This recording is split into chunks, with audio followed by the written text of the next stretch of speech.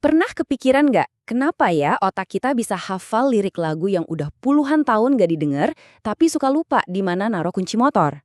Nah, hari ini kita bakal coba ngintip sedikit ke dalam pikiran kita buat ngebongkar rahasianya. Biar seru, kita mulai dengan tes singkat ya. Gampang kok tugasnya. Lihat kata-kata di layar ini, saya kasih waktu sekitar 10 detik buat ngapalin. Habis itu, coba tutup mata dan sebutin sebanyak yang kamu bisa. Udah siap? Waktunya dimulai sekarang. Oke, gimana tadi? Mungkin nggak ingat semua ya? Tenang, itu wajar banget. Tapi ada pertanyaan yang lebih menarik. Coba deh, ingat-ingat lagi, waktu nyebutin kata-katanya, gimana urutannya? Apakah kamu sebutin secara acak, atau jangan-jangan ada polanya? Apapun hasil tes kamu tadi, proses yang barusan terjadi di otak itu adalah kunci pertama buat ngerti gimana cara kita belajar. Yuk kita bedah bareng-bareng apa yang kemungkinan besar baru aja kamu alamin. Kalau kamu kayak kebanyakan orang, kamu nggak akan ingat kata-katanya secara acak. Kemungkinan besar, otak kamu langsung ngelompokin. Pertama, semua yang berhubungan sama baju, terus semua perabotan, dan terakhir semua sayuran. Sadar nggak sadar, kamu ngelakuin itu kan? Otak kita otomatis mengaturnya. Nah, pengelompokan otomatis yang barusan kamu lakuin itu contoh sempurna dari apa yang disebut proses kognitif. Ini tuh semua kerjaan mental di balik layar yang otak kita lakuin buat nerjemahin dan memahami dunia di sekitar kita. Dan ini ngebawa kita ke prinsip dasar yang pertama. Cara kamu memproses informasi di kasus ini dengan mengelontokkannya, itu ngaruh banget ke seberapa baik kamu mengingat informasi itu. Jadi kamu bukan cuma pasif nyerap info, tapi kamu aktif mengolahnya. Tentu aja, kita kan nggak bisa langsung scan otak kamu buat lihat proses ini terjadi. Tapi dengan ngelihat perilaku kamu, yaitu cara kamu ngelompokin kata-kata tadi, kita bisa narik kesimpulan yang cukup akurat tentang apa yang terjadi di dalam pikiranmu. Inilah asumsi penting kedua. Apa yang kita lakukan, tindakan kita yang kelihatan, itu bisa ngasih kita petunjuk tentang proses mental yang nggak kelihatan. Inilah dasar dari gimana kita bisa mempelajari cara kerja pikiran. Oke, jadi otak kita itu jago banget ya ngatur informasi, tapi tugasnya jauh lebih besar dari itu. Mari kita lihat gimana kita sebenarnya secara aktif membangun realita yang kita lihat di sekitar kita. Coba perhatiin baik-baik gambar ini. Apa yang pertama kali kamu lihat? Kebanyakan orang sih lihat wajah perempuan muda kan? Tapi, coba deh lihat lagi. Sekarang kelihatan nggak ada seorang pria lagi main saksofon? Otak kamu nggak bisa ngelihat dua-duanya sekaligus. Dia harus milih satu interpretasi. Ini bukti kalau otak kita nggak cuma merekam gambar, tapi secara aktif menafsirkannya buat nyari pola yang berarti. Dan ini dengan kerennya menggambarin asumsi kita yang ketiga. Kamu itu bukan wadah kosong yang pasif diisi informasi. Sebaliknya, kamu itu seorang arsitek yang terus-menerus ngebangun pemahamanmu sendiri dengan nyambungin informasi baru ke hal-hal yang udah kamu tahu. Nah, inilah kenapa dua murid bisa duduk di kelas yang sama, dengerin guru yang sama, tapi pas pulang pemahaman mereka bisa beda banget. Itu karena kita semua menyaring informasi baru lewat kacamata unik dari pengetahuan dan pengalaman kita masing-masing. Jadi, kita adalah arsitek aktif yang ngebangun pengetahuan. Tapi, alat yang kita pakai buat ngebangun ini, yaitu otak kita, nggak pernah sama dari hari ke hari. Dia terus berubah dan berkembang seiring waktu. Asumsi terakhir kita adalah kemampuan mental kita itu jadi makin matang seiring kita tumbuh dewasa. Kemampuan belajar anak umur 5 tahun pasti beda banget kan sama remaja umur 15 tahun, dan itu semua karena perkembangan otak mereka. Perkembangan ini terjadi bertahap. Waktu kecil, dunia kita lebih konkret dan rentang perhatian kita lebih pendek. Tapi pas masuk masa remaja, ada lompatan besar. Kemampuan kita buat mikir abstrak, nyambungin ide-ide rumit, dan fokus lebih lama itu meningkat drastis, yang terus terasah sampai kita dewasa. Oke, kita udah menjelajahi 4 pilar tentang cara kerja otak kita. Sekarang, kita sampai di bagian paling penting. Terus, apa gunanya semua ini? Gimana caranya kita bisa pakai pengetahuan ini buat belajar jadi lebih baik lagi? Nah, tantangannya adalah gimana caranya kita ngejembatanin antara teori dan praktek. Gimana kita bisa nge-hack proses belajar kita sendiri pakai prinsip-prinsip ini? Yuk kita lihat. Ini dia ringkasan praktisnya. 1. Karena pemrosesan itu ngaruh ke ingatan, jangan cuma dibaca. Pikirin materinya secara aktif, bikin kategori kayak yang kita lakuin di awal tadi. 2. Karena perilaku itu cerminan proses, coba dijelasin apa yang kamu pelajari ke orang lain. Ini cara tercepat buat nemuin di mana letak kelemahan pemahamanmu. 3, karena kita membangun makna, selalu sambungin hal baru dengan apa yang udah kamu tahu atau alami. Ini bikin materinya jadi lebih personal dan nempel di otak. Dan 4, karena kapasitas kita berkembang, sadari level kamu di mana sekarang dan sesuaikan tantangan belajarmu. Jangan terlalu gampang, tapi juga jangan terlalu susah. Jadi poin terpentingnya adalah ini. Kunci buat membuka potensi penuh otak kamu itu bukan dengan belajar lebih keras, tapi dengan belajar lebih cerdas. Dan semuanya dimulai dari sadar diri tentang gimana cara kerja pikiran kita sendiri. Halo semua, selamat datang. Pernah kepikiran gak sih, gimana caranya otak kita bisa nyimpen nama, wajah, atau bahkan wangi kue yang baru matang? Hari ini kita bakal ikut dalam sebuah perjalanan seru buat ngebongkar salah satu proses paling keren di kepala kita, ingatan manusia. Oke, yuk kita bedah bareng-bareng. Nah, sebelum kita mulai, saya mau ngajak Anda main sebentar. Tenang, gampang kok. Saya bakal kasih beberapa pertanyaan dan coba deh perhatiin seberapa cepat jawabannya muncul di kepala. Siap ya? Pertanyaan pertama. Apa ibu kota Prancis? Mungkin Paris kan? Langsung kepikiran gampang banget. Oke, lanjut yang kedua. Siapa nama Anda? Nah, yang ini lebih gampang lagi kan? Nggak perlu mikir sama sekali, jawabannya tuh nongol gitu aja. Perbedaan kecepatan ini tuh petunjuk penting banget soal cara kerja ingatan kita. Jadi, gimana sih semua ini bekerja? Ternyata nginget sesuatu itu bukan cuma satu aksi tunggal. Ini tuh sebuah proses, kayak alur kerja di dalam otak kita. Yuk, kita lihat cetak birunya. Intinya sih, definisi ingatan tuh simpel banget. Cuma kemampuan otak kita buat ngelakuin dua hal. Nyimpen pengetahuan, terus pas dibutuhin, diambil lagi. Persis kayak kita nyimpen file di komputer, terus dibuka lagi nanti. Proses ini bisa kita pecah jadi 3 langkah utama. Pertama, ada pengkodean, di mana otak kita nerjemahin pengalaman jadi bentuk yang bisa disimpan. Terus ada penyimpanan, ya nahan informasi itu. Dan terakhir, pengambilan, pas kita akses lagi ingatan itu. Yuk kita mulai dari awal banget, pas informasi pertama kali masuk. Nah, ini dia visualnya. Keren kan? Ini model yang dipakai para psikolog buat ngegambarin alur ingatan. Lihat deh kotak-kotak dan panah-panahnya. Ini peta yang bakal kita ikutin. Mulai dari input di kiri, terus kita bakal ngelewatin beberapa pos penting sebelum sebuah ingatan benar-benar jadi. Oke, perjalanan kita mulai dari titik paling awal. Tempat semua info dari dunia luar pertama kali ngetuk pintu. Kita sebut aja ini gerbang sensorik. Nama kerennya sih pencatat sensorik. Anggap aja ini kayak ruang tunggu super kilat di otak Anda. Dia nangkep semua yang Anda lihat, dengar, rasain, tapi cuma buat sekejap aja. Kayak jepretan foto singkat dari dunia sekitar. Pernah main kembang api pas malam-malam? Ingat nggak pas kita ayun-ayunin, kayak ada jejak cahaya yang ngikutin? Padahal kan jejak itu nggak bener-bener ada. Nah, itu dia. Itu ingatan sensorik visual kita yang bertahan sepersekian detik. Ini contoh yang pas banget buat ngegambarin betapa singkatnya ingatan sensorik. Dan emang singkat banget loh. Ingatan sensorik visual, apa yang kita lihat, cuma bertahan kurang dari 1 detik. 1 detik. Kalau ingatan sensorik auditori, apa yang kita dengar, sedikit lebih lama, sekitar 2-3 detik. Cukuplah buat otak kita nentuin, ini penting nggak ya? Nah, keputusan ini penting nggak ya, itu ngebawa kita ke pos berikutnya. Dan ini bisa dibilang pos yang paling krusial. Sang penjaga gerbang. Perhatian. Jadi, perhatian itu proses aktif milih-milih info. Dari banjir data sensorik yang masuk, mana nih yang mau diproses lebih lanjut. Nah, apapun yang kita fokusin, itulah yang lolos dari gerbang dan masuk ke tahap selanjutnya, yang namanya memori kerja.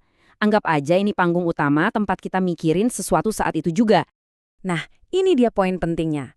Perhatian kita itu kapasitasnya terbatas, bukan sumber daya yang unlimited.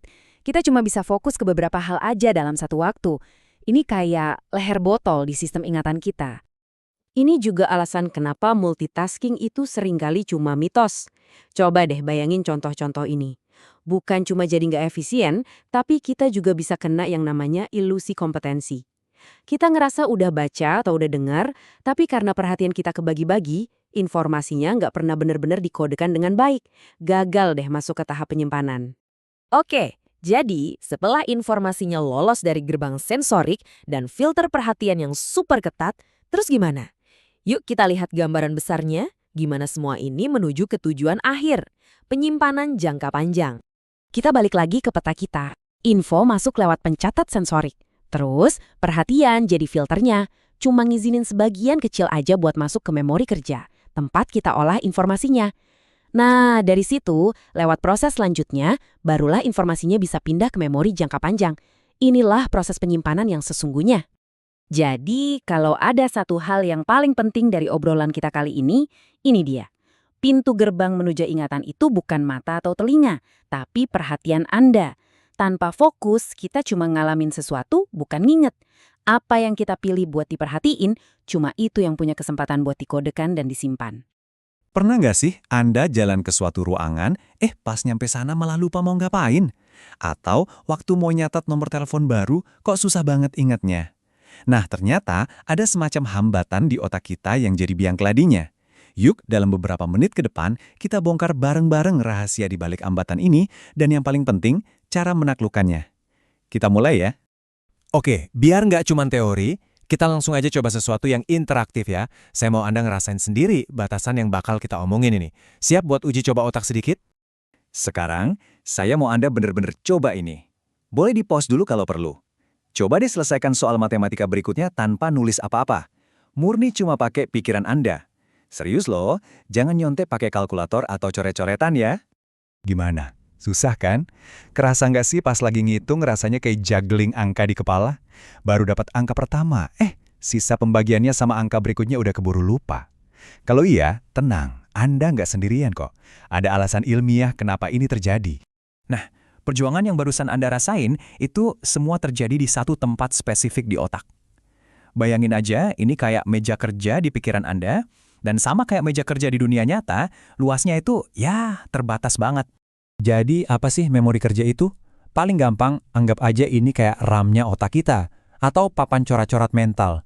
Ini bukan tempat penyimpanan jangka panjang, tapi disinilah semua pemikiran sadar kita terjadi, saat ini juga. Bahkan saat Anda dengerin saya ngomong dan coba pahami kalimat ini, Anda lagi pakai memori kerja Anda. Uniknya lagi, meja kerja ini tuh punya beberapa bagian. Ada laci khusus buat info visual, apa yang Anda lihat. Ada laci lain buat info auditori, apa yang Anda dengar. Dan yang paling penting, ada bosnya, namanya eksekutif pusat. Dialah yang jadi manajer perhatian Anda, yang nentuin, oke, ini penting, fokus ke sini. Atau yang ini abaikan saja. Oke, jadi kita punya meja kerja mental yang canggih ini. Keren kan? Tapi ada masalahnya. Meja kerja ini punya dua batasan yang super ketat, yang sering banget bikin kita frustrasi. Ini dia batasan pertama yang kejam, durasi. Informasi itu cuma nempel di memori kerja Anda sekitar 5-20 detik aja. Kecuali Anda terus-menerus ngulangin info itu di dalam kepala. Coba bayangin deh, itu kan cepat banget. Belum selesai mikir, informasinya udah bisa hilang. Dan ini dia masalah kedua, kapasitasnya. Kecil banget. Seperti kutipan ini bilang, kapasitasnya itu mungkin cuma cukup buat nyimpen satu nomor telepon atau daftar belanjaan yang isinya cuma 3 atau 4 barang. Boro-boro mau nyimpen satu paragraf kan? Nah, pas Anda coba masukin terlalu banyak info ke meja kerja yang sempit ini, itulah yang namanya beban kognitif atau cognitive load. Ingat soal pembagian tadi? Itu contoh sempurna beban kognitif yang berlebihan. Terlalu banyak angka, terlalu banyak langkah untuk ruang kerja yang terlalu kecil. Otak kita langsung kewalahan. Terus kalau memori kerja kita sekecil itu, gimana dong kita bisa belajar hal-hal yang rumit? Gimana caranya kita bisa jadi ahli di suatu bidang? Nah, disinilah keajaibannya dimulai. Kita pindah dari masalah ke solusinya. Oke, siap buat tantangan kedua? Coba lihat rangkaian huruf ini. Hafalkan secepat mungkin. Coba deh. Gimana? Agak acak-acakan ya? Rasanya kayak mencoba nangkep pasir. Susah banget buat digenggam. Nah, sekarang bandingkan sama yang ini. Jauh lebih gampang kan? Kenapa ya? Padahal jumlah hurufnya sama persis loh. Apa nih yang bikin rangkaian kedua ini terasa jauh lebih enteng buat otak kita? Ini dia jawabannya. Rangkaian kedua itu gampang karena otak Anda nggak ngelihatnya sebagai 13 huruf acak satu persatu. Otak Anda langsung ngenalin dan mengelompokkannya jadi 2 potongan info yang udah dikenal, familiar dan words. Dengan cara ini, Anda menghubungkan info baru ke pengetahuan lama yang udah tersimpan di memori jangka panjang. Hasilnya, beban di meja kerja mental Anda jadi jauh lebih ringan. Oke, kita coba sekali lagi ya, tapi kali ini pakai gambar. Perhatikan baik-baik bentuk-bentuk abstrak ini. Coba rekam di ingatan Anda. Perhatikan detailnya, garis-garisnya, lingkaran-lingkarannya. Cukup susah ya buat diingat secara persis. cuma kelihatan kayak kumpulan bentuk aneh yang nggak ada artinya, tapi siap-siap ya, karena satu kalimat sederhana aja bakal mengubah segalanya dan bikin gambar ini jadi gampang banget buat diingat. Judulnya adalah Pemandangan dari atas seorang koboi yang mengendarai sepeda. Coba deh, lihat lagi gambarnya sekarang. Dan boom! Tiba-tiba semua bentuk aneh tadi jadi masuk akal kan? Lingkaran besar itu topi koboinya, yang kecil itu roda depan sepedanya. Dengan memberikan konteks, kita langsung membangun jembatan antara gambar abstrak ini ke konsep yang udah ada di gudang memori jangka panjang Anda. Ini bikin gambarnya jadi hampir mustahil untuk dilupakan. Inilah kekuatan koneksi. Jadi, intinya adalah membangun jembatan. Jembatan antara meja kerja kita yang terbatas dengan gudang memori jangka panjang kita yang luasnya tak terbatas. Tapi, gimana caranya? Nah, ini dia 4 tips praktis yang bisa Anda pakai.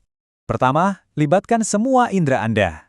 Jangan cuma membaca. Kalau bisa, tonton videonya, dengarkan penjelasannya, atau langsung praktekkan.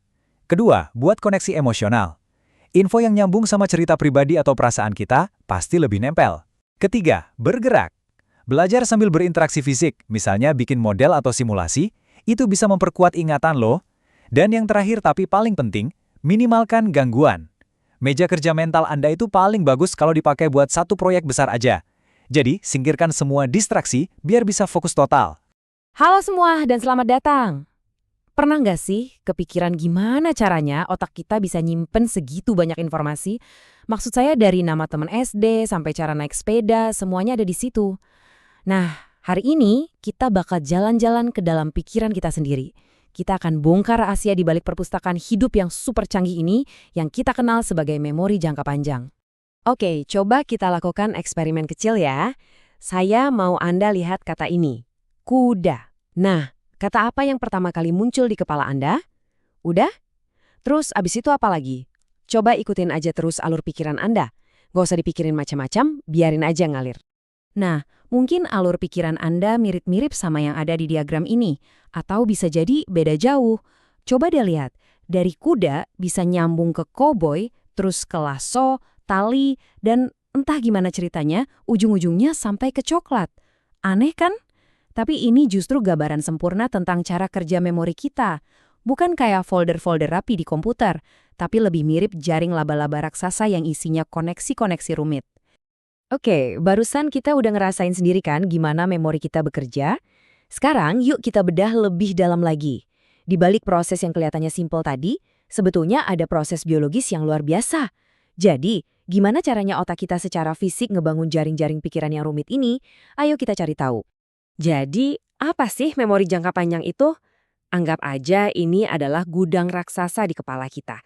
Isinya tuh ya semuanya, mulai dari fakta kayak ibu kota Prancis itu apa, cara pakai HP, sampai keahlian yang lebih kompleks kayak dribble bola basket, atau bahkan cara ngerjain soal matematika. Semua ada di situ. Coba deh renungkan kalimat ini sebentar.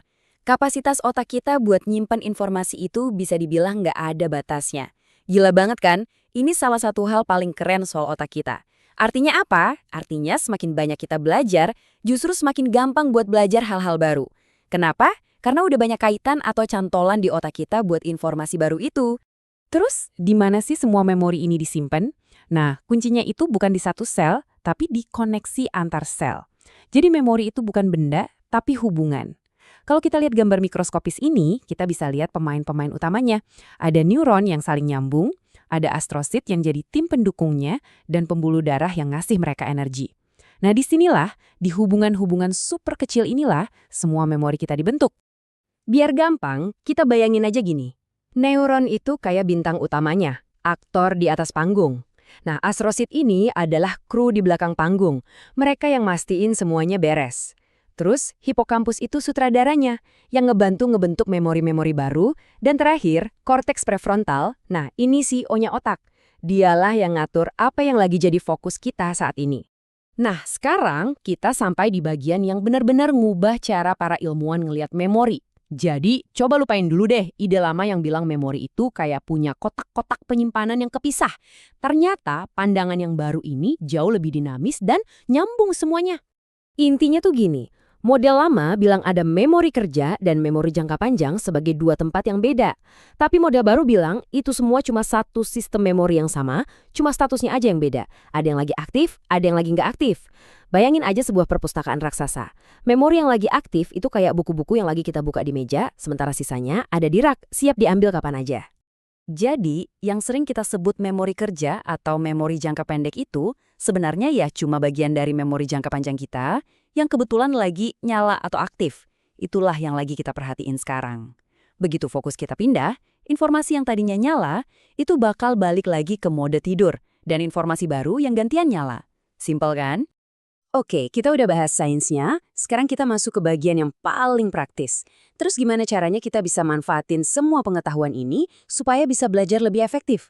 Ada 4 kunci utama nih. Pertama, dan ini paling dasar, beri perhatian. Jelas dong, kita nggak mungkin bisa ingat sesuatu yang nggak kita perhatiin. Kedua, pahami batasan. Otak kita itu punya kapasitas terbatas untuk memproses hal baru dalam satu waktu, jadi jangan dipaksa. Ketiga, nah ini yang paling penting, bangun koneksi, bikin jaring-jaring pengetahuan. Dan yang terakhir, hubungkan yang baru dengan yang lama. Cara paling ampuh buat nginget informasi baru adalah dengan nyambunginnya ke sesuatu yang udah kita tahu. Nah, ini dia intinya. Jadi belajar itu bukan soal menjejalkan fakta-fakta satu persatu ke otak, bukan. Belajar itu soal menenun sebuah jaring pengetahuan yang kaya dan saling nyambung. Anggap aja setiap informasi itu satu titik di peta. Dan setiap koneksi baru yang kita buat, itu seperti membangun jalan baru. Semakin banyak jalannya, semakin gampang kita nemuin titik itu lagi di masa depan. Pernah kepikiran gak sih soal misteri yang ada di dalam kepala kita sendiri? Nah, hari ini kita akan coba bongkar salah satu teka-teki paling menarik dalam hidup kita, yaitu ingatan. Coba deh pikirin sebentar, gimana ceritanya kita bisa ingat cara naik sepeda padahal udah bertahun-tahun gak pernah nyentuh? Atau cara ngetik di keyboard tanpa perlu lihat? Rasanya kayak sulap ya kan? Seolah-olah ingatan tuh nempel aja gitu di badan kita, siap dipakai kapan aja. Tapi di sisi lain, kita semua pasti pernah ngalamin ini. Kunci motor ditaruh di mana ya? Aduh, siapa sih nama orang yang baru aja kenalan tadi? Ini nih, paradoks ingatan yang kadang bikin bingung dan frustrasi. Ternyata, jawabannya itu jauh lebih keren dari sekedar ingat atau lupa. Otak kita itu kayak perpustakaan super canggih, dengan sistem pengarsipan yang unik dan kadang sedikit aneh. Yuk, kita bedah cara kerjanya. Oke, pertama-tama kita harus paham dulu kalau otak kita itu nggak nyimpen semua ingatan di satu laci yang sama. Ada 2 jenis utama ingatan jangka panjang. Nah, lihat bedanya. Di satu sisi ada pengetahuan deklaratif. Gampangnya, ini tuh soal fakta-fakta yang bisa kita sebutin. Kayak Jakarta, itu ibu kota Indonesia. Ini pengetahuan yang kita sadari. Di sisi lain ada pengetahuan prosedural atau tahu bagaimana. Anda tahu gimana caranya naik sepeda. Tapi kalau disuruh jelasin langkah-langkahnya, pasti susah kan? Nah, inilah ingatan otomatis yang bikin Anda nggak bakal pernah lupa cara sepedaan. Terus, gimana caranya otak nyimpen semua fakta atau tahu bahwa ini? Tentu aja nggak ditumpuk sembarangan, ada sistem pengarsipan yang cerdas banget di baliknya. Semuanya itu dimulai dari konsep. Lihat deh gambar kupu-kupu ini. Walaupun ini bukan foto asli, kita semua langsung tahu kan itu kupu-kupu? Kok bisa? Soalnya, gambar ini punya ciri-ciri kunci yang kita hubungkan sama konsep kupu-kupu. Konsep inilah yang jadi bata-bata dasar pengetahuan kita. Nah, waktu beberapa konsep ini nyambung satu sama lain, mereka ngebentuk yang namanya skema. Anggap aja skema itu kayak folder di komputer mental kita. Folder kuda isinya semua hal yang kita tahu tentang kuda. Folder sekolah isinya semua hal yang berhubungan sama sekolah. Skema ini ngebantu kita memproses informasi di dunia dengan super cepat. Oke, sekarang kita lihat gimana cetak biru mental ini benar-benar kerja di kehidupan nyata. Seringnya tanpa kita sadar loh. Saya bakal ceritain sebuah kisah singkat, coba perhatiin baik-baik ya. Oke, ceritanya gini.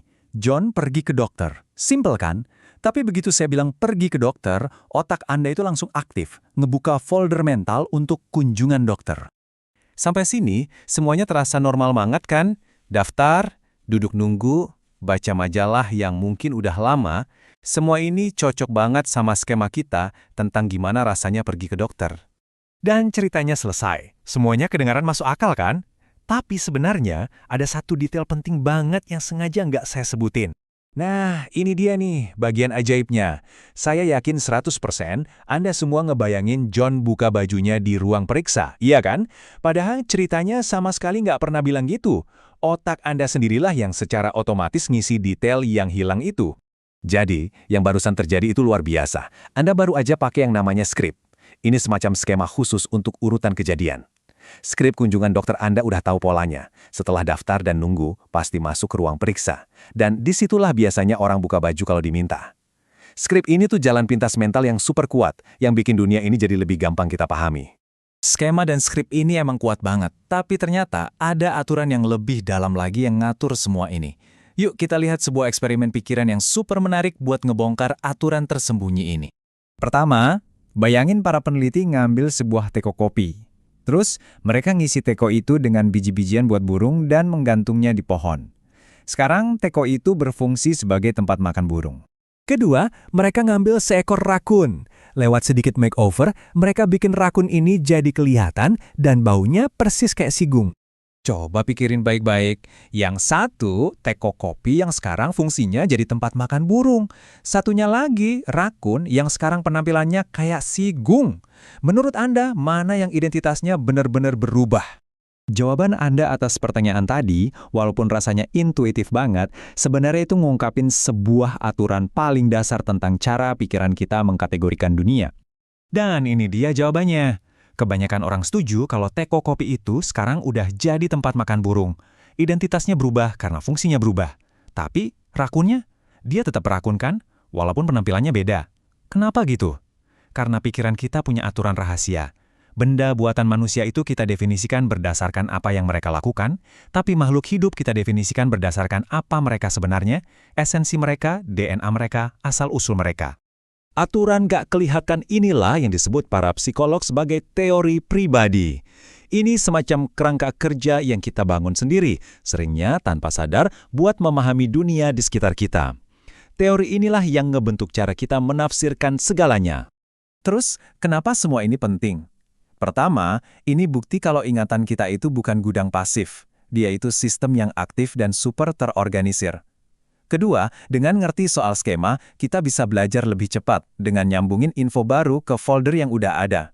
Dan yang paling penting, dengan sadar akan aturan-aturan tersembunyi ini, kita jadi bisa lebih kenal sama asumsi dan cara pikir kita sendiri. Pernah nggak sih kamu belajar mati-matian buat ujian? Udah ngerasa siap banget? Seminggu kemudian kepala rasanya kosong lompong, kayak semua informasi penting itu hilang gitu aja. Tenang, ini bukan salah kamu kok. Ini namanya perangkap belajar yang sering banget ngejebak kita semua.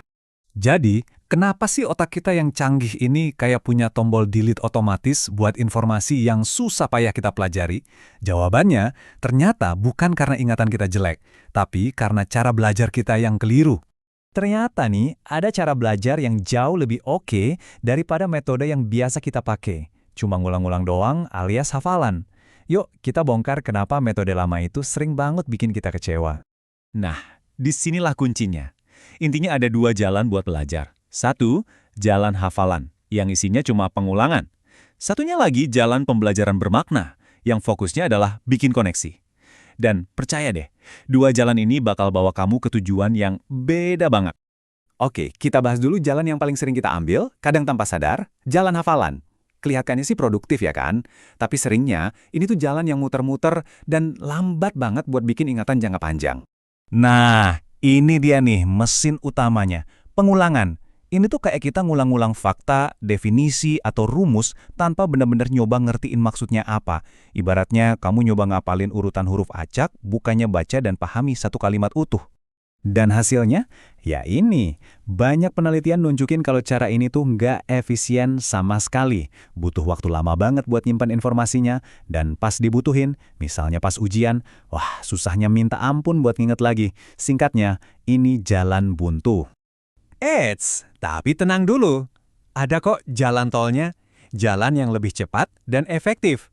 Yuk, sekarang kita pindah jalur dan lihat gimana caranya kita bisa bangun jembatan yang kokoh ke memori jangka panjang lewat belajar yang bermakna.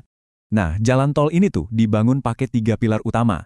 3 teknik super ampuh yang bakal ngubah cara kamu belajar, elaborasi, organisasi, dan pencitraan visual. Yuk kita bedah satu-satu. Pertama, elaborasi. Anggap aja kamu jadi detektif. Bukannya cuma nerima informasi mentah-mentah, kamu justru banyak nanya. Kamu sambungin ide baru sama pengetahuan yang udah kamu punya. Jadi ini bukan soal apa yang kamu pelajarin, tapi gimana informasi baru itu nyambung sama semua hal yang udah ada di kepala kamu.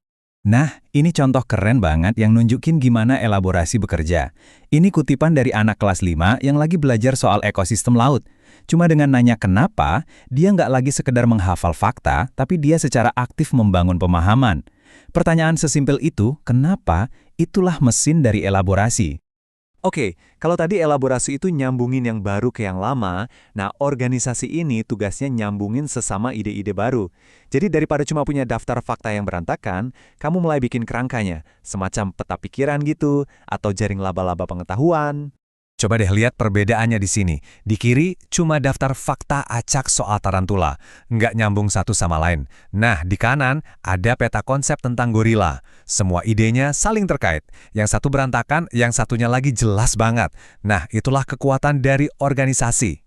Teknik terakhir kita ini manfaatin salah satu kekuatan super otak kita, kemampuan kita buat nginget gambar jauh lebih gampang daripada kata-kata abstrak. Simpelnya, kalau kamu bisa ngelihat sesuatu di pikiranmu, kemungkinan besar kamu bakal ingat. Nah, ini ada contoh praktis yang keren banget. Karakter Mandarin buat rumah itu kan Fang. Gimana coba cara ngingatnya? Coba deh pakai trik visual ini. Bayangin sebuah rumah yang di atapnya tumbuh taring gede-gede. Taring kan bahasa Inggrisnya fangs. Fang, fangs, rumah. Tiba-tiba, simbol yang tadinya abstrak jadi gambar aneh di kepala yang susah banget dilupain. Dan yang paling penting nih, kamu nggak harus jadi seniman jago buat ngelakuin ini. Coba deh lihat gambar siklus air buatan anak umur 9 tahun ini. Mungkin bukan karya seni kelas dunia ya kan? Tapi buat anak itu, proses ngegambar ini adalah cara yang ampuh banget buat mengunci informasi di memorinya. Jadi, bikin visual sendiri, sesimpel apapun itu kayak cheat code buat belajar. Oke, jadi kita udah bahas 3 teknik yang luar biasa kan? Anggap aja ini peralatan baru kamu. Kekuatan super buat belajar yang bisa kamu pakai kapan aja. Yuk kita rangkum biar makin jelas. 1. Elaborasi, jadi orang yang kepo, banyak nanya kenapa, dan selalu sambungin hal baru sama yang udah kamu tahu. 2. Organisasi, jangan cuma ngumpulin fakta, tapi bangun strukturnya, bikin petanya. 3. Visualisasikan, ubah kata-kata jadi gambar di kepala kamu. Kalau cuma ada satu hal yang perlu kamu ingat dari pembahasan kita kali ini, ya ini dia.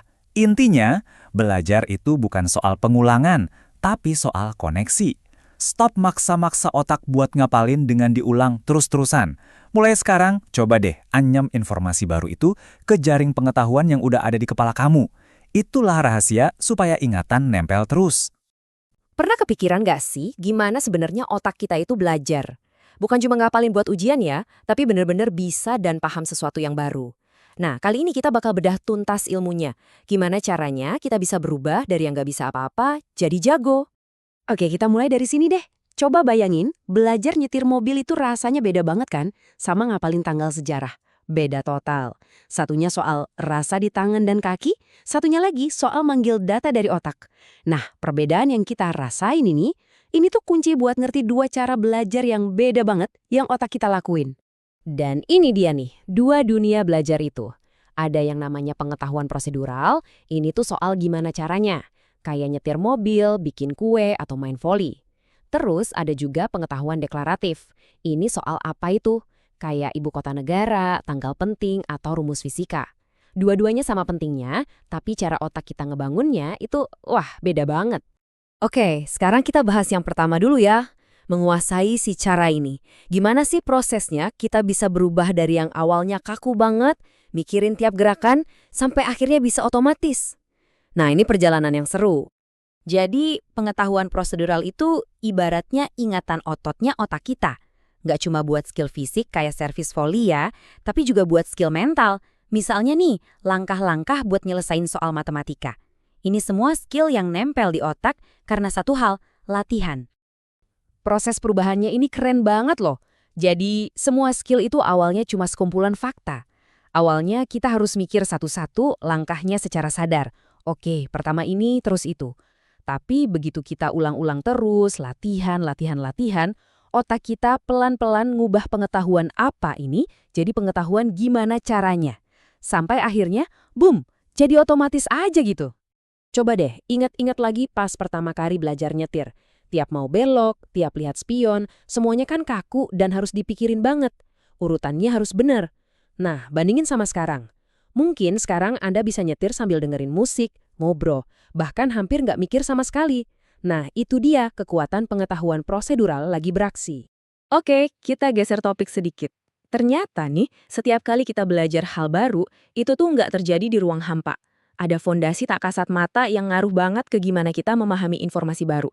Fondasi itu adalah apa yang udah kita tahu sebelumnya. Coba deh, saya mau Anda baca paragraf singkat ini. Baca pelan-pelan, terus coba bayangin aja situasinya. Nggak usah dipikirin dalam-dalam, ikutin aja insting pertama Anda. Nah, gimana? Apa yang ada di kepala Anda? Ceritanya soal pertandingan gulat atau soal orang yang mau kabur dari penjara? Dua-duanya masuk akal banget kan, kalau dilihat dari teksnya aja? Dan disinilah kuncinya. Nggak ada jawaban yang benar atau salah.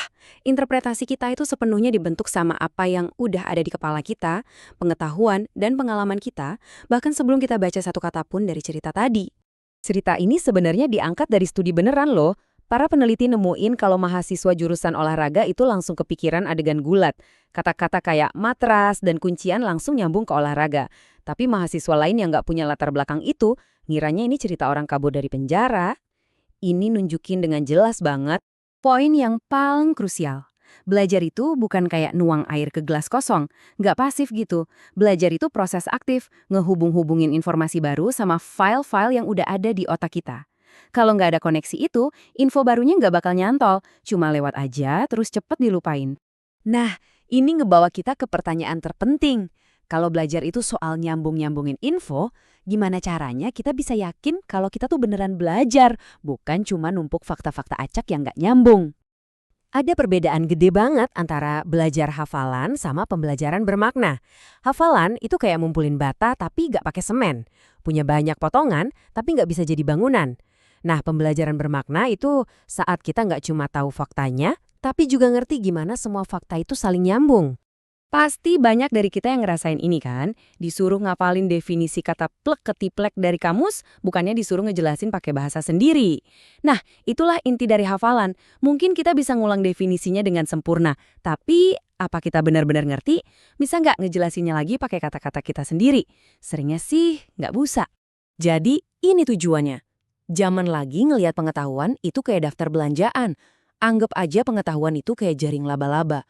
Tiap info baru itu jadi titik simpul baru yang nyambung ke semua hal lain yang udah kita tahu. Makin banyak koneksinya, makin kuat pemahaman kita. Dan jadinya, makin gampang buat ngingat dan nerapin apa yang kita pelajari.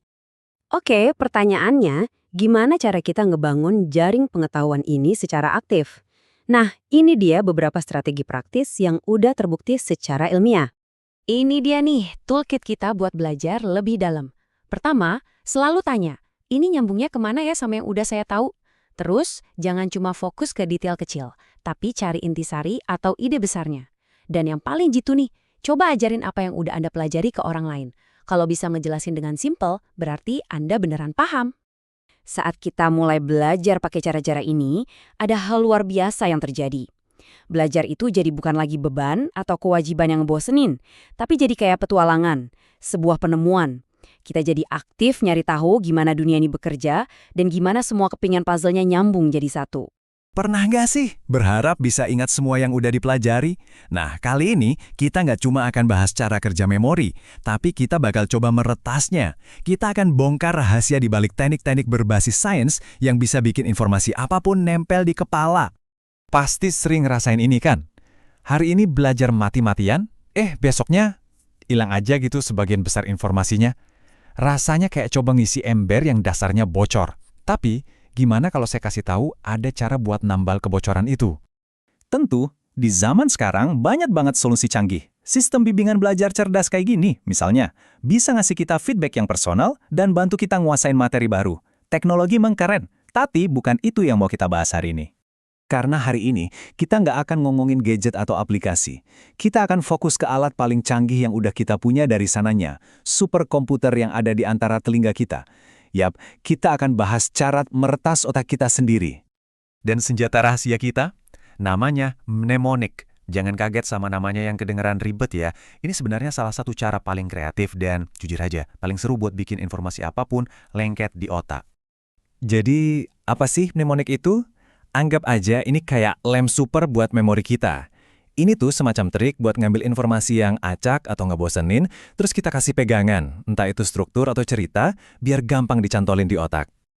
Oke, mari kita mulai bongkar-bongkar isinya.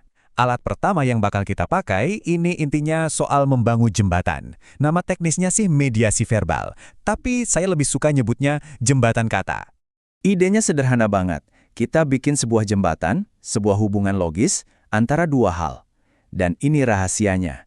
Makin konyol atau aneh jembatan yang kita buat, justru makin kuat nempelnya di ingatan. Kenapa? Karena otak kita suka banget sama hal-hal yang nggak biasa. Nah, disinilah serunya. Coba lihat ini. Mau ingat kata dalam bahasa Jerman untuk sarung tangan? Handschuh? Gampang. Bayangin aja sarung tangan itu sepatu untuk tangan. Jadi handschuh. Jenius kan? Atau Quito, ibu kota Ekuador, bayangin aja banyak banget nyamuk alias mosquito di garis ekuator. Dan favorit saya, simbol kimia buat emas, AU. Bayangin ada yang teriak kesakitan. Oh, jam tangan emasku dicuri. Tuh kan, sederhana, tapi otak Anda bakal susah buat merupakannya.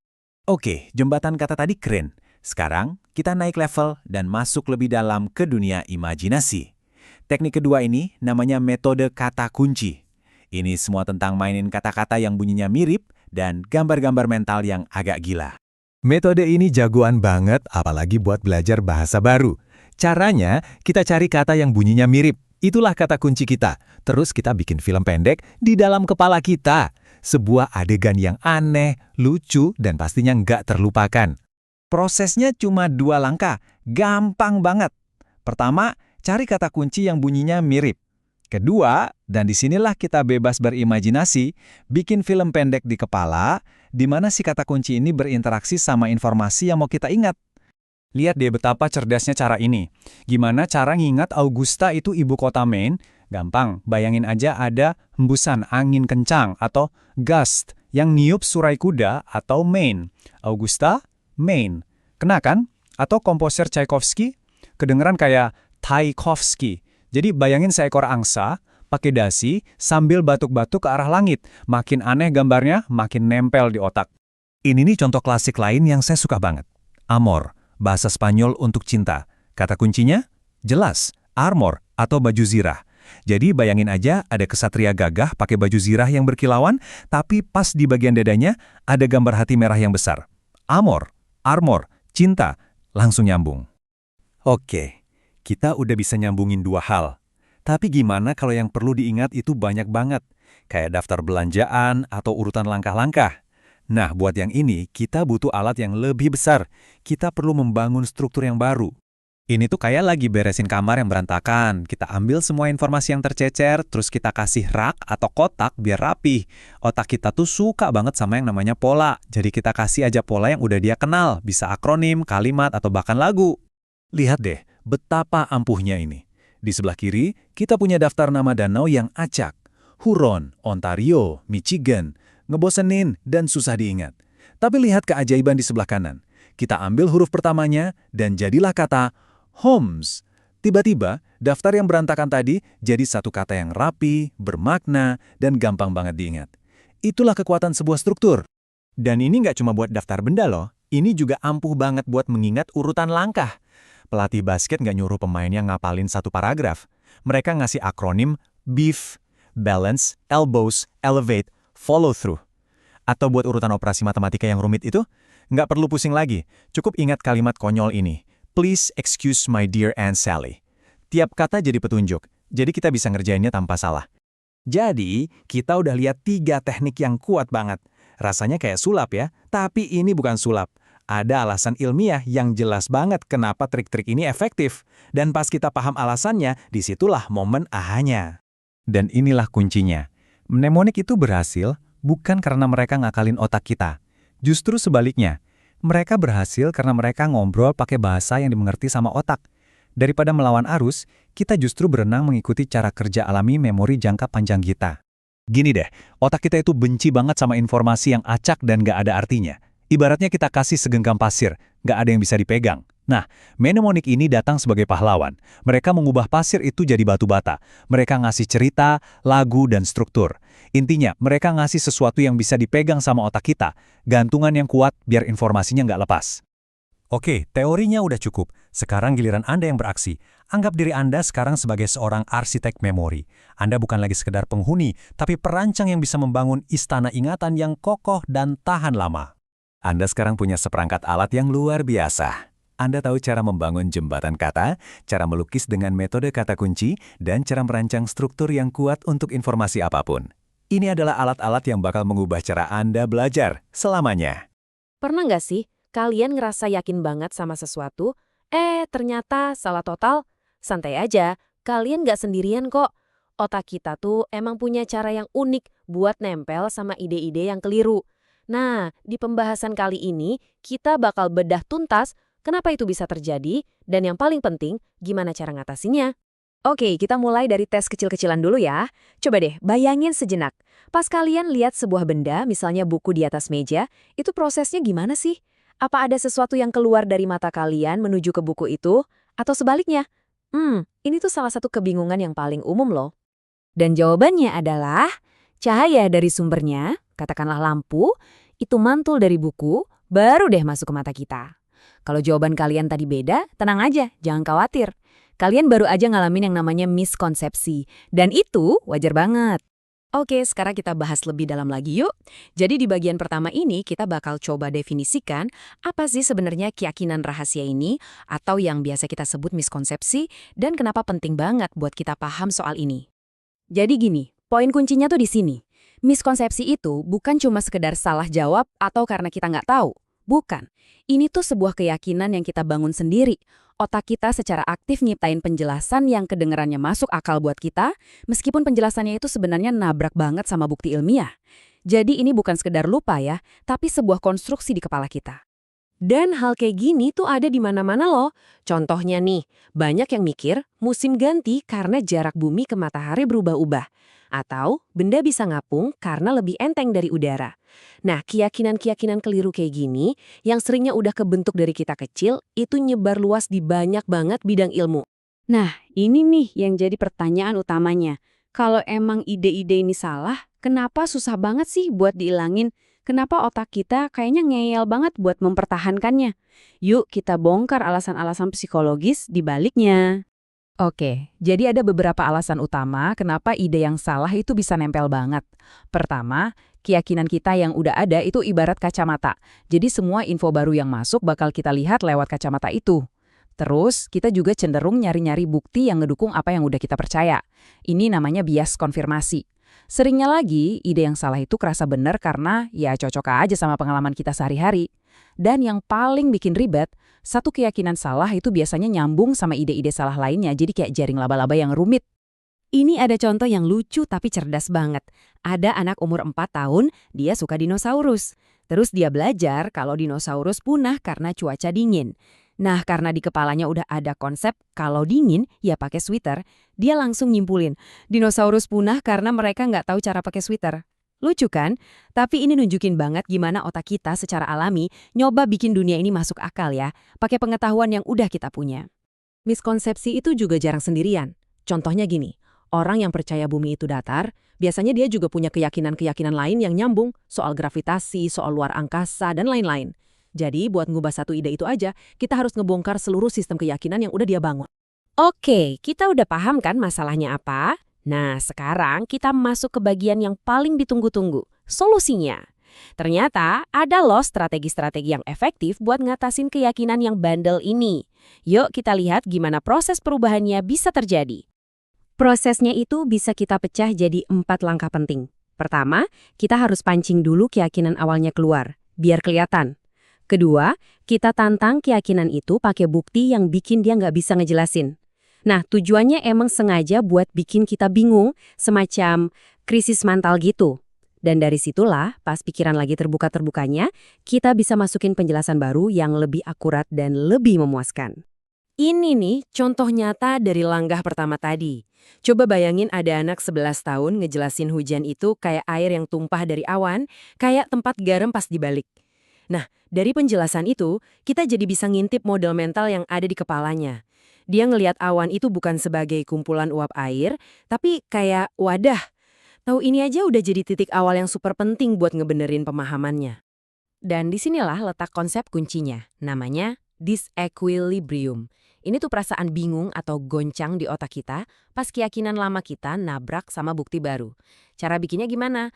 Ya bisa dengan ngasih pertanyaan yang nusuk atau nunjukin anomali, misalnya hasil eksperimen yang aneh banget yang bikin model lama di kepala kita jadi berantakan. Justru rasa nggak nyaman inilah pemicunya. Di saat itulah pikiran kita paling siap nerima ide baru. Jadi kita sampai deh di ide utamanya. Ternyata belajar itu bukan cuma soal nambah-nambahin pengetahuan baru ya, tapi soal skill lain yang jauh lebih susah, yaitu berani berhenti meyakini sesuatu yang ternyata keliru. Nah, ini pesan intinya. Pertumbuhan intelektual yang sejati itu bukan terjadi pas kita numpuk-numpuk fakta baru di atas fakta lama, tapi justru pas kita punya keberanian buat ngecek lagi fondasi pengetahuan kita dan mau ngebangun ulang kalau ternyata kita nemuin ada yang retak. Halo semuanya, di sesi kali ini kita akan membongkar rahasia di balik cara kerja ingatan. Gimana sih caranya supaya apa yang kita pelajari itu benar-benar nempel di otak? Udah siap mengubah otak Anda dari, katakanlah, ember bocor jadi brankas ilmu pengetahuan? Oke, langsung aja kita mulai. Kita semua pasti pernah ngalamin ini kan? Udah belajar mati-matian buat ujian, besoknya sebagian besar informasinya hilang entah kemana. Rasanya frustrasi banget, dan ternyata jawabannya itu bukan soal kapasitas penyimpanan otak kita, tapi soal cara kita mengambil kembali informasinya. Jadi gini konsep intinya. Mengingat itu bukan kayak kita nyari file di folder komputer. Bayangin deh, ini lebih mirip kayak kita ngikutin jejak setapak di hutan. Setiap ingatan itu terhubung satu sama lain lewat sebuah jalur. Nah, kalau jalurnya jelas dan sering kita lewati, ya kita bakal nemuin informasinya. Tapi kalau enggak, ya kita bisa nyasar. Nah, visual ini pas banget buat ngegambarin ide tadi. Lupa itu terjadi ketika jalur-jalur mental ini lemah. Mungkin karena udah ketutup semak belukar, karena jarang dipakai, atau malah belok ke arah yang salah. Jadi kuncinya bukan cuma masukin informasi sebanyak-banyaknya, tapi membangun jalur yang lebih bagus dan lebih kuat. Untungnya, ada strategi-strategi jitu buat membangun jalur super ini. Kita bakal bahas 5 kunci utama yang bisa mengubah total cara Anda belajar dan mengingat. Anggap aja ini peta Anda buat membuka seluruh potensi ingatan Anda. Oke, kita mulai dari kunci pertama, membuat koneksi. Otak kita itu nggak menyimpan informasi di dalam folder-folder yang terpisah. Informasi baru bakal jauh lebih lengket kalau kita bisa mengikatnya ke sesuatu yang emang udah ada di sana. Dan cara bikin koneksi ini ada banyak banget. Anda bisa hubungin konsep baru dengan ide lain di pelajaran yang sama, atau bahkan ke pelajaran lain. Tapi, tahu nggak, koneksi yang paling kuat itu seringkali yang sifatnya personal. Kalau kita bisa mengaitkannya ke pengalaman, kegiatan, atau bahkan tujuan hidup kita sendiri. Nah, ini contoh yang sempurna banget. Tiba-tiba, rumus luas lingkaran yang abstrak jadi punya makna. Rumus itu jadi alat praktis buat ngambil keputusan penting di dunia nyata. Gimana caranya dapat pizza lebih banyak dengan harga lebih murah. Koneksi praktis kayak gini nih yang bikin ingatan jadi super kuat. Lanjut, kunci kedua adalah membuat sesuatu jadi menonjol. Otak kita itu secara alami lebih gampang notice hal-hal yang aneh, unik, atau beda dari biasanya. Kalau sesuatu itu biasa-biasa aja, ya cenderung bakal lewat gitu aja, nggak nempel. Coba dilihat perbandingan ini. Anda mungkin pernah dengar tentang Undang-Undang Seperempat, tapi apa detailnya masih ingat? Mungkin nggak. Tapi saya yakin Anda ingat soal Boston Tea Party. Bayangan para kolonis yang nyamar terus ngebuang teh ke laut itu kan unik dan dramatis banget, jadi susah buat dilupain. Nah, inilah kekuatan dari sebuah kekasan. Kunci ketiga, ini soal memanfaatkan kekuatan emosi. Setiap kali kita merasakan sesuatu, mau itu senang, marah, atau penasaran terhadap sebuah informasi, otak kita itu langsung ngasih cap penting dan ngebuat jalur memorinya jadi lebih tebal. Kutipan ini ngejelasin banget alasannya. Emosi itu bikin kita lebih fokus, lebih sering mikirin, dan lebih dalam mengolah informasinya. Jadi pas lagi belajar, coba deh cari sesuatu dari materi itu yang bikin Anda semangat, atau mungkin marah, atau terinspirasi. Hubungan emosional itu ibarat lem super buat ingatan. Oke, kunci keempat ini penting banget. Latihan. Tapi bukan sembarang latihan ya, cuma ngulang-ngulang baca materi itu nggak efektif. Latihan yang benar itu adalah saat kita secara aktif mengingat kembali atau memanggil kembali informasinya dari dalam otak kita. Yuk kita coba tes kecil ini. Saya mau Anda sebutin warna tintanya, bukan baca katanya. Secepat yang Anda bisa ya. Siap? Mulai. Oke, gimana? Lumayan susah kan? Itu karena otak Anda udah otomatis banget ngebaca kata, jadi butuh usaha ekstra buat mengabaikan kata itu dan fokus ke warnanya. Nah, tantangan yang barusan Anda alami itu nunjukin bedanya antara tugas yang udah otomatis, kayak membaca, sama tugas yang belum otomatis. Tujuan dari latihan mengingat kembali itu ya untuk mencapai otomatisitas ini. Kalau Anda udah bisa ngingat fakta atau skill secara otomatis, itu bakal ngebebasin kapasitas otak Anda buat mikirin masalah yang lebih besar dan lebih rumit. Dan yang terakhir, kunci kelima adalah soal meninggalkan petunjuk buat diri sendiri. Kadang-kadang, informasinya itu udah ada kok di otak kita cuma butuh sedikit senggolan buat nemuinnya. Petunjuk ini fungsinya kayak rambu-rambu di jalur memori Anda, yang ngebimbing Anda ke informasi yang tepat. Anggap aja, petunjuk ini kayak kunci yang bisa ngebuka pintu keingatan yang lebih besar. Kuncinya sendiri mungkin simpel, tapi bisa membuka akses ke segudang informasi. Jembatan keledai atau mnemonik seperti akronim atau sajak itu contoh yang bagus banget. Ini cara yang efisien buat mengemas petunjuk. Contoh ini keren banget deh. Si guru nggak langsung ngasih jawabannya, dia malah ngasih petunjuk kontekstual, peta. Petunjuk sederhana itu akhirnya bikin si murid bisa ngikutin jalur asosiasinya sendiri dan nemuin jawabannya. Cara ini jauh lebih nampol daripada cuma dikasih tahu jawabannya. Jadi, ini dia rangkumannya. 5 senjata ampuh di toolkit Anda. Hubungkan info baru dengan yang lama. Buat jadi aneh dan gampang diingat. Kaitkan dengan emosi. Latih untuk mengingatnya kembali, bukan cuma baca ulang. Dan terakhir, tinggalkan petunjuk buat diri Anda sendiri. Kita semua pasti pernah kan ngalamin ini, mau itu lupa nama orang yang baru kenalan, lupa naruh kunci di mana, atau bahkan lupa kemarin sarapan apa. Lupa itu bagian dari hidup yang kadang bikin frustrasi banget. Pernah kepikiran gak sih, kenapa ya ada kenangan yang nempel banget, tapi ada juga yang kayak baru kemarin terjadi, udah hilang aja. Nah, dalam beberapa menit ke depan, kita bakal coba bedah bareng-bareng sains di baliknya. Kita akan telusuri gimana ingatan disimpan, hilang, dan bahkan berubah seiring waktu. Situasi kayak gini familiar banget kan? Anda ketemu orang yang mukanya kayak nggak asing, dia senyum, nyapa Anda, dan otak langsung ngeblank. Momen canggung inilah yang jadi gambaran sempurna misteri yang mau kita pecahkan. Kenapa ingatan yang kita yakin ada di sana, tiba-tiba nggak bisa diakses? Oke, penyebab pertama kita lupa itu sering kali terjadi bahkan sebelum ingatan itu benar-benar jadi. Coba deh bayangin otak kita itu kayak sistem arsip raksasa. Kalau sebuah informasi dari awal aja nggak diarsipkan dengan benar, ya jelas mustahil kita bisa nemuin lagi nanti. Jadi, supaya sebuah informasi bisa jadi ingatan, dia harus lewat 3 gerbang ini. Contohnya gini, Anda lagi di pesta yang rame, terus dikenalin ke orang baru. Namanya itu masuk ke ingatan sensorik, tapi karena Anda ke-distract sama musik dan obrolan lain, Anda nggak benar-benar merhatiin.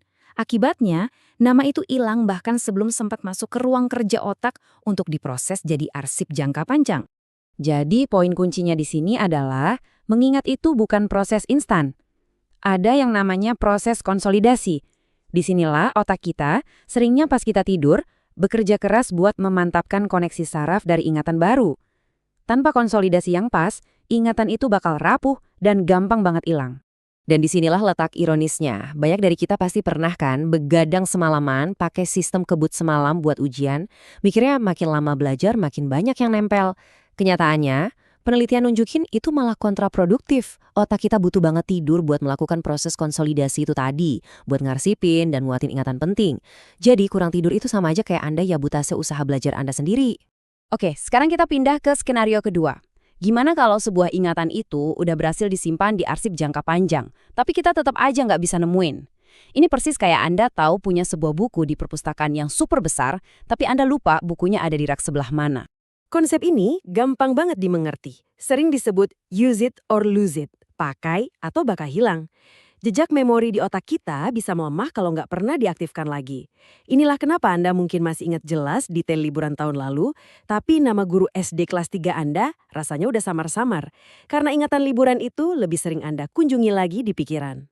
Tapi tunggu dulu, peluruhan itu bukan satu-satunya alasan kita susah nemuin ingatan. Ada satu faktor lagi yang kuat banget. Dan biar paham, gimana kalau kita coba eksperimen kecil-kecilan? Oke, saya akan tunjukin 6 pasang kata Mandarin dan artinya. Coba deh ambil waktu sekitar 15 detik buat hafalin. Fokus ya, lihat berapa banyak yang bisa nempel di kepala. Siap? Oke, waktu habis. Jangan ngintip ya.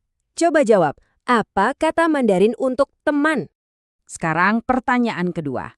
Gimana dengan kata untuk dengar? Mulai kerasa bingung nggak? Mungkin di kepala Anda, kata-kata yang bunyinya mirip kayak jung, sung, ting, dan cing itu mulai campur aduk. Perasaan campur aduk barusan itu namanya interferensi. Ini terjadi waktu ingatan-ingatan yang mirip itu saling berantem satu sama lain. Jadi kayak ada gangguan mental gitu. Makanya kita jadi susah buat narik informasi yang benar. Ini salah satu alasan utama kenapa kita gagal mengingat. Apalagi pas belajar hal-hal yang mirip dalam waktu berdekatan. Sejauh ini kita udah bahas ingatan yang gagal disimpan atau yang susah dicari. Tapi sekarang kita masuk ke bagian yang paling aneh dan mungkin paling bikin kaget. Gagasan bahwa ingatan kita itu ternyata nggak statis. Mereka bisa berubah tiap kali kita coba mengingatnya. Ini pasti sering banget terjadi. Anda lagi nostalgia, cerita soal kejadian lucu zaman dulu. Teman Anda nyela, tunggu, ceritanya nggak gitu. Dan yang bikin seru, dua-duanya sama-sama yakin versinya paling benar. Terus siapa dong yang benar? Coba deh lihat bedanya. Di kiri itu kejadian aslinya, fakta-fakta dasarnya. Di kanan, ingatan kita beberapa tahun kemudian. Otak kita itu bukan perekam video, dia itu rekonstruktor. Dia mengisi bagian-bagian yang kosong untuk menciptakan cerita yang lebih utuh. Mungkin Anda berasumsi hidangannya pedas, atau tanpa sadar menggabungkan obrolan lain ke ingatan ini. Intinya, ingatan itu lebih mirip draft cerita yang terus direvisi. Fenomena ini punya nama kesalahan rekonstruksi. Jadi, setiap kali kita manggil sebuah ingatan, kita tunggal lagi muter ulang file video, kita secara aktif bangun ulang ingatan itu dari potongan-potongan informasi. Dan dalam proses membangun ulang itu, kita bisa tanpa sadar mengubahnya. Dengan kata lain, setiap kali kita mengingat, kita juga sedang menulis ulang. Oke, setelah tahu semua alasan kenapa kita bisa lupa, pertanyaan berikutnya kan jelas. Terus gimana caranya biar ingatan kita lebih baik? Nah, kabar baiknya, karena kita udah tahu masalahnya, kita juga bisa nemuin solusinya. Jadi gimana caranya? Ada 3 kunci utama. Pertama, fokus. Anda nggak mungkin bisa mengingat sesuatu yang dari awal aja nggak benar-benar Anda perhatikan. Hindari multitasking. Kedua, latihan. Sering-sering tes diri sendiri. Ini cara paling ampuh buat nguatin jejak memori itu. Dan ketiga, bikin koneksi. Sambungin informasi baru ke hal-hal yang udah Anda tahu. Makin bagai kaitannya, makin gampang nanti nyarinya. Coba deh bayangin sebuah ruang kelas. Di dalamnya itu sebenarnya ada alam semesta pemikiran yang luar biasa beragam loh. Hari ini kita bakal coba selami kenapa sih keberagaman kognitif ini sebetulnya bukan masalah, tapi justru sebuah realitas indah yang perlu banget kita rangkul dan pahami. Pernah kepikiran nggak sih, gurunya satu, pelajarannya sama, tapi kok rasanya tiap murid nyerap ilmunya dengan cara yang beda-beda banget ya? Nah, pertanyaan ini nih yang bakal jadi panduan kita. Yuk kita kupas bareng-bareng lapisan-lapisan yang bikin setiap pikiran itu begitu unik. Oke, sebelum kita lanjut lebih jauh, ada satu hal penting banget yang harus kita lurusin dulu. Coba deh, kita buang jauh-jauh label pintar atau kurang pintar. Ini sama sekali bukan soal itu. Ini soal keragaman kognitif. Intinya, kita geser cara pandang kita dari yang tadinya cuma menilai, jadi benar-benar berusaha memahami. Kita mulai dari fondasi yang sering banget nggak kelihatan, yaitu budaya. Ternyata, latar belakang budaya dan cara seorang anak memandang dunia itu secara fundamental ngebentuk cara mereka menyerap informasi dan berinteraksi di dalam kelas. Coba deh lihat. Slide ini nunjukin 2 cara pandang dunia yang kontras banget. Misalnya nih, seorang siswa dari budaya yang menjunjung tinggi keharmonisan dengan alam, katakanlah seperti beberapa suku asli Amerika, mungkin bakal ngedeketin pelajaran sains dengan ngerasa hormat dan keterhubungan. Ini beda banget sama siswa dari latar belakang Eropa yang mungkin lebih fokus ke gimana caranya menguasai dan menganalisis lingkungan. Dua-duanya valid, dua-duanya berharga, cuma perspektifnya aja yang beda. Nah, ini jadi makin kelihatan di contoh-contoh nyata di kelas. Ada siswa yang diem dulu sesaat sebelum jawab pertanyaan. Mungkin itu bukan karena dia ragu, tapi karena budayanya ngajarin buat merenung dulu sebagai bentuk penghormatan. Terus ada juga siswa dari Asia, Afrika, atau Timur Tengah yang jago banget ngafal. Soalnya itu emang tradisi belajar yang udah diasah bertahun-tahun. Nah, gimana dengan siswa bilingual? Wah, otak mereka itu ibaratnya kayak gym kognitif, terus-terusan ganti bahasa, yang ternyata bisa muatin memori kerja mereka. Tapi, Ceritanya nggak berhenti di budaya aja. Ada lapisan lain yang lebih personal lagi, yaitu keragaman cara kerja otak kita masing-masing. Nah, disinilah kita masuk ke dunia neurodiversitas. Sebuah pengakuan bahwa otak manusia itu emang diciptakan dengan beragam cara kerja, termasuk mereka yang punya kebutuhan pendidikan khusus. Menurut sumber yang kita bahas ini, kebutuhan-kebutuhan ini bisa kita kelompokkan jadi 5 area utama. Kerangka ini ngebantu kita buat memetakan berbagai tantangan sekaligus kekuatan unik yang mungkin dimiliki seorang siswa. Mulai dari kesulitan belajar yang spesifik, sampai mereka yang justru punya kemampuan kognitif di atas rata-rata. Yuk, kita bedah yang pertama, kesulitan kognitif spesifik. Kita semua pasti pernah lihat murid yang kayak gini kan, yang kelihatannya gampang banget ke-distract, atau susah ingat instruksi yang panjang. Ini seringkali bukan karena mereka nggak mau dengerin, tapi bisa jadi tanda memori kerja mereka terbatas. Daripada kita jadi jengkel, kita bisa bantu dengan mecah instruksi jadi satu persatu. Dan yang menarik, seringkali siswa yang sama ini punya ingatan yang super detail buat pengalaman pribadi mereka. Itu kekuatan tersembunyi mereka. Sekarang, kita loncat ke sisi seberangnya. Siswa dengan perkembangan kognitif tingkat lanjut. Mereka ini para pemikir cepat yang bisa gampang bosan kalau cuma dikasih materi standar. Buat mereka, tantangannya itu bukan dikasih tugas lebih banyak, tapi tugas yang lebih dalam. Coba bayangin serunya pas kita biarin mereka menyelami satu topik sampai ke akar-akarnya. Atau bikin proyek yang nyambungin sains sama seni. Disitulah percikan api pemahaman mereka bakal nyala terang banget. Oke, kita udah lihat berbagai peta pikiran di dalam kelas, dari pengaruh budaya sampai neurodiversitas. Sekarang bagian paling pentingnya. Terus, kita harus gimana dong? Gimana caranya kita ubah semua pemahaman ini jadi aksi nyata yang benar-benar bisa dukung setiap siswa? Kutipan ini adalah kuncinya.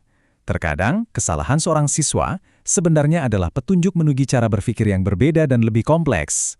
Coba diresapi sejenak. Kesalahan itu bukan lagi titik akhir, tapi sebuah pintu masuk. Sebuah undangan buat kita untuk bertanya, gimana caramu bisa sampai ke jawaban ini? Bukan cuma sekedar bilang, itu salah. Dan untuk nunjukin maksudnya, ada satu cerita yang menurut saya luar biasa banget. Coba lihat gambar ini.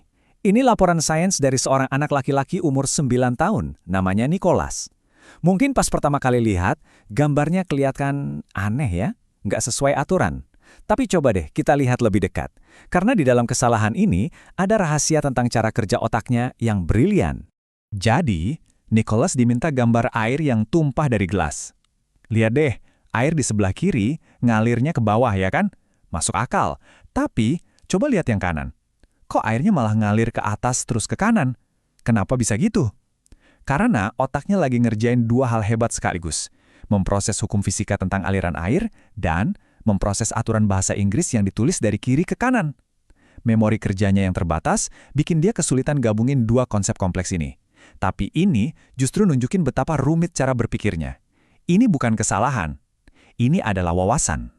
Jadi, dari semua ini, apa yang bisa kita bawa pulang? Intinya, ada 4 strategi kunci. Pertama, jadilah detektif. Anggap setiap kesalahan itu petunjuk berharga. Kedua, jadilah arsitek yang fleksibel. Sesuaikan tugasnya, bukan muridnya. Ketiga, kasih fondasi yang kokoh dengan struktur dan rutinitas yang jelas. Dan yang paling penting, jadilah pencari bakat. Temukan apa kekuatan mereka dan bangun semuanya dari situ.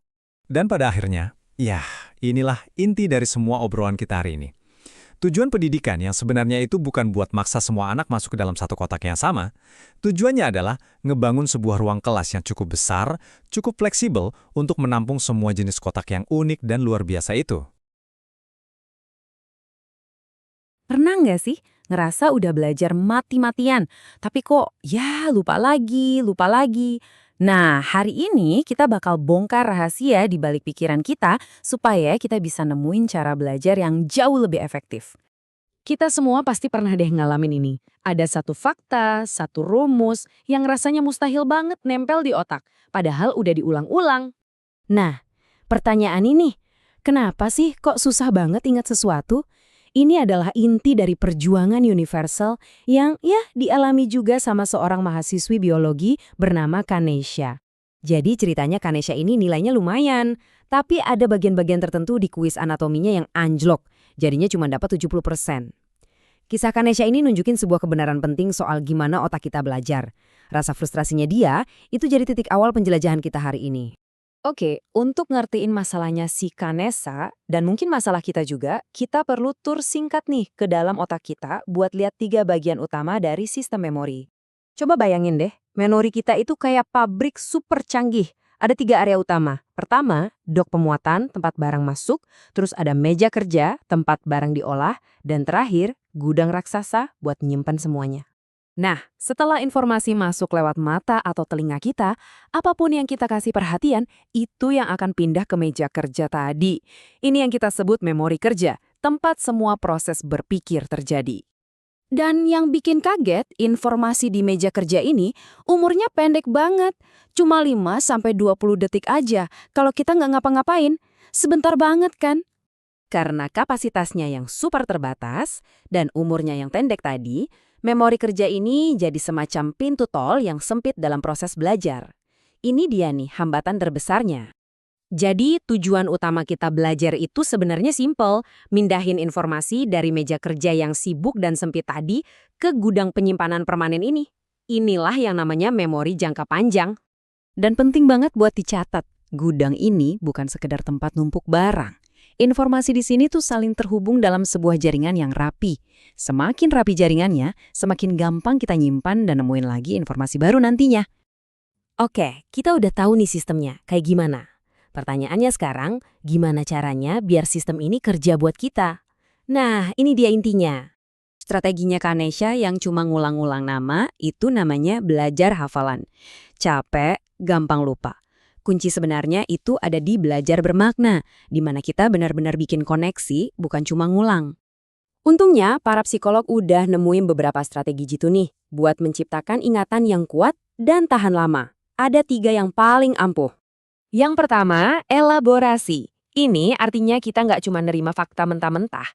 Kita kepoin, kita tanya kenapa ya begini, atau ini nyambungnya kemana ya? Dengan gitu, kita membangun ingatan yang lebih dalam dan kaya. Kedua, organisasi. Coba bayangin, daripada punya catatan yang berantakan, kita susun informasinya jadi sebuah peta konsep yang terstruktur. Ini mengubah fakta-fakta yang tadinya mencar-mencar jadi satu jaringan pengetahuan yang nyambung dan gampang diakses. Dan yang terakhir, pencitraan visual. Otak kita tuh suka banget sama gambar. Jadi coba deh bikin gambaran di kepala atau bahkan gambar beneran di kertas. Ini cara super efektif buat mengubah ide yang abstrak jadi sesuatu yang konkret dan gampang nempel di ingatan. Nah, elaborasi, organisasi, pencitraan visual, ketiga strategi keren ini ternyata bergantung pada satu faktor kunci, satu senjata rahasia yang super kuat. Coba deh, saya mau Anda baca kutipan singkat ini. Kira-kira ini cerita tentang apa ya? Jadi ini tentang pertandingan gulat atau pelarian dari penjara? Waktu peneliti nunjukin teks ini ke mahasiswa, jawabannya ternyata beda-beda banget loh. Jawabannya ternyata tergantung sama apa yang udah kamu tahu sebelumnya. Mahasiswa olahraga ngelihatnya ini cerita pegulat. Tapi mahasiswa musik, mereka ngelihatnya ini cerita tahanan yang mau kabur. Ini bukti nyata bahwa pengetahuan awal adalah faktor paling penting dalam mempelajari sesuatu yang baru. Apa yang udah ada di kepala kita itu bakal nentuin gimana kita memahami dan ngingat informasi baru. Oke, jadi gimana nih caranya kita make semua ilmu ini buat belajar lebih cerdas, bukan cuma lebih keras? Gimana kita bisa bantu Kanesha dan, diri kita sendiri? Simpelnya gini, ada 3 langkah praktis. Pertama, selalu hubungkan informasi baru dengan pengalaman pribadi atau apa yang udah kamu tahu. Kedua, jangan cuma dibaca, tapi atur informasinya. Bikin peta konsep, tabel, apa aja deh, biar kelihatan gambaran besarnya. Dan yang ketiga, yang paling penting, tujuannya itu pemahaman sejati, bukan sekadar hafal mati. Nah, sekarang Anda udah pegang kuncinya. Dengan ngerti cara kerja memori, Anda bukan cuma belajar materi, tapi Anda belajar caranya belajar. Jadi, pertanyaannya sekarang, pengetahuan baru apa nih yang bakal Anda buka selanjutnya?